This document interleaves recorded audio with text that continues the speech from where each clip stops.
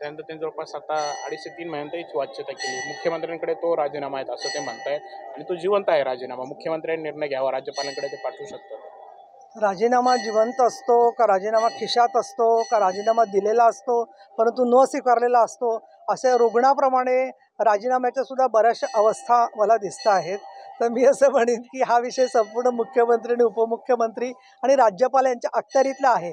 तेव्हा आपण सगळ्याच कॅबिनेटमध्ये आतमध्ये असं डोकावून पाहू नये. तो त्यांचा अधिकार आहे आणि त्याच्यात योग्य तो निर्णय सरकार घेईल. ठीक आहे. याच्यामध्ये मंदिरात जे जे आतापर्यंत मी इच्छा व्यक्त केल्या होत्या त्यातल्या जवळजवळ बऱ्याचशा इच्छा पूर्ण झाल्या, परंतु शेतकऱ्यांचे प्रश्न किंवा विद्यार्थ्यांचे प्रश्न, महिलांच्या सुरक्षिततेचे प्रश्न याच्याबद्दल अजूनही रामराज्याप्रमाणे तो बदल जेवढा पाहिजे तेवढा झालेला नाही आहे.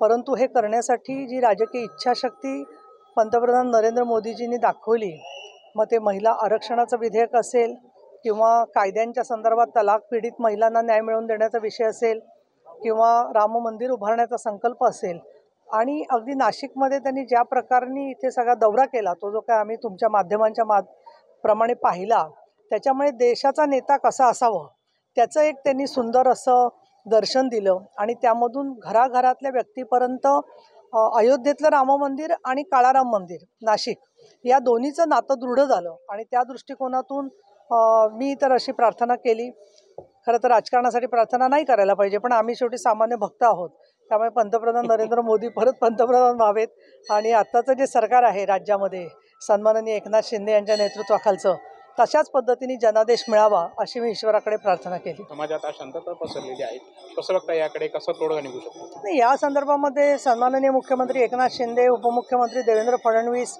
आणि उपमुख्यमंत्री अजितदादा पवार यांनी वारंवार स्पष्ट केलेलं आहे की कोणाच्याही आरक्षणाला धक्का न लागता प्रत्येक समाजाच्या घटकातल्या विद्यार्थ्यांना शिष्यवृत्ती, शिक्षणाची संधी, त्याचबरोबर विविध लाभाच्या योजना या दिल्या जातील. त्याचबरोबर शिक्षणाचा दर्जा वाढवणं या दृष्टिकोनातून सुद्धा जोरात प्रयत्न चाललेले आहेत.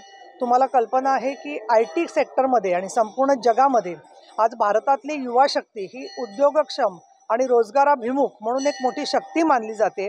IT मधलं, त्याचबरोबर स्पेस एरोनॉटिक्समधलं, त्याचबरोबर विविध प्रकारचे कृत्रिम बुद्धिमत्ता, आणि आज मी पाहिलं जळगाव, अहमदनगर वगैरे प्रत्येक भागामध्ये ज्या प्रकारनी कृषी क्षेत्राशी संबंधित उद्योग येत आहेत उत्तर महाराष्ट्रामध्ये, ते पाहिलं तर गेल्या 5-6 वर्षामध्ये सगळं चित्र पालटत चाललेलं आहे.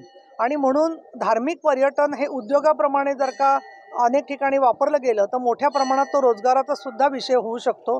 आणि म्हणून मला असं वाटतं की या विषयांच्यावरती मतभेद असतील तरी मनभेद न होऊ देता आज प्रत्येक तरुण जर का स्वतःच्या जातीची पट्टी डोक्यावर चिकटवण्यात धन्यता मानतो आहे, तर त्याच्याऐवजी आपण समाज म्हणून एक आहोत, आपण राष्ट्र म्हणून एक आहोत.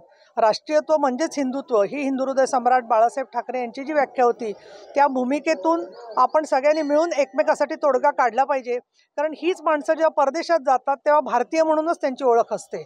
आणि म्हणून जातीचा प्रत्येकाला न्यायाचा अधिकार आहे, पण त्यासाठी म्हणूनच एकनाथ शिंदे यांनी तेढ न वाढवता, मनभेद न होऊ देता काम करण्यासाठी सरकारचा प्रयत्न चाललेला आहे.